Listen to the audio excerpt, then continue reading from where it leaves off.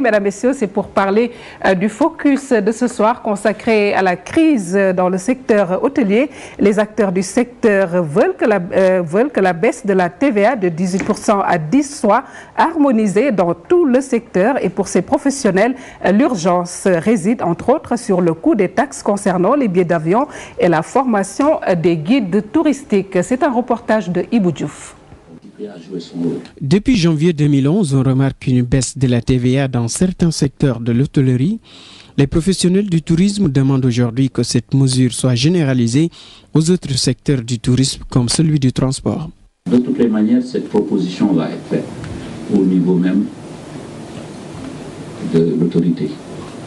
Et je crois que, voilà, on verra, mais je suis sûr qu'on va aller dans le même sens aussi. Vous pouvez compter sur nous dans la mesure où nous avons des ambitions. C'est vrai que c'est un département qui n'a pas beaucoup de moyens.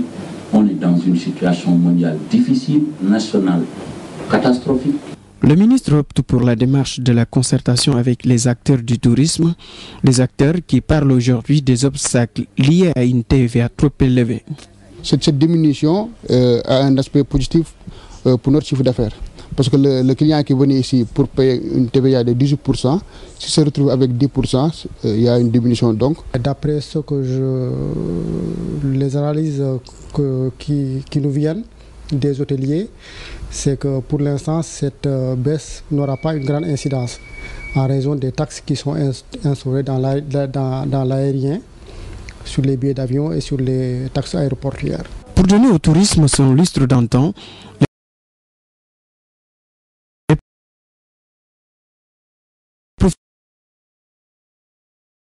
professionnels de ce secteur attendent d'autres faveurs. On assiste aux salons qui existent. Les plus grands sont ITB Berlin, les salons de Paris, de Genève, de Londres. Si le ministre pouvait encore sécuriser le secteur hôtelier, mettre des garde-fous et proposer aussi d'autres produits. Et je dirais aussi qu'il y a aussi maintenant un élément important aussi qui est en train aussi de vendre le secteur du Sénégal, c'est la lutte. Maintenant avec la lutte, mais il y a beaucoup de gens qui viennent au Sénégal juste pour voir la lutte. On a beaucoup de guides antiquaires, malheureusement, je ne dis pas de guides professionnels. Nous, malheureusement, heureusement, nous, ça ne nous concerne pas parce que tous les guides avec lesquels on travaille, ils ont le minimum le bac. C'est des gens qui ont bac plus 4 ou bac plus 3. Donc on veille à cela parce que c'est le premier vecteur de l'image du Sénégal, le guide.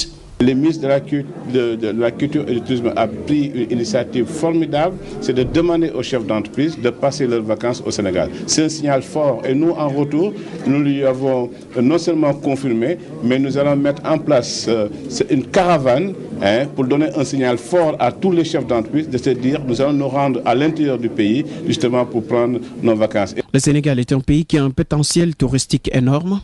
La pêche et le tourisme sont les deux mamelles de l'économie sénégalaise, deux secteurs à promouvoir.